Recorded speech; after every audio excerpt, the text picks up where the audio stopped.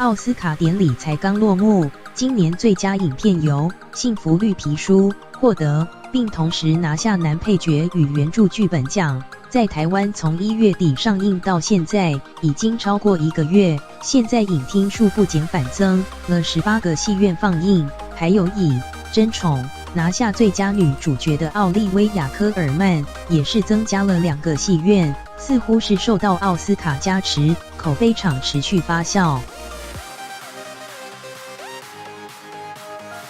颁奖人茱莉亚·罗伯兹最佳电影得奖的是《幸福绿皮书》，探讨种族歧视的电影《幸福绿皮书》不但拿下奥斯卡压轴大奖最佳影片，片中扮演非裔钢琴大师的马赫夏拉·阿里继89届以月光下的蓝色男孩得奖后，再度赢得最佳男配角，2度夺金。电影《幸福绿皮书》干嘛找我查？因为你的表现有待加强。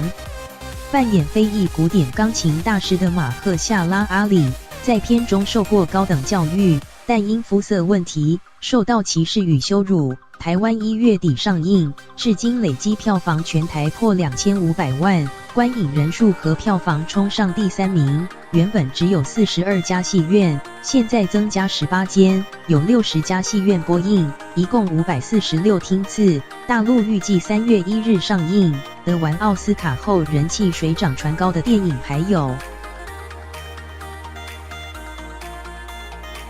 争宠，我是女王，但你也是个疯子。电影《争宠》描写18世纪英国安妮女王的后宫故事。奥利威亚·科尔曼爆冷门夺下奥斯卡影后，上映日期跟《幸福绿皮书》只差1天，许多上映戏院原本1天只剩1个厅次，现在都说要加映。后续效应也发生在最佳动画长片《蜘蛛人：新宇宙》。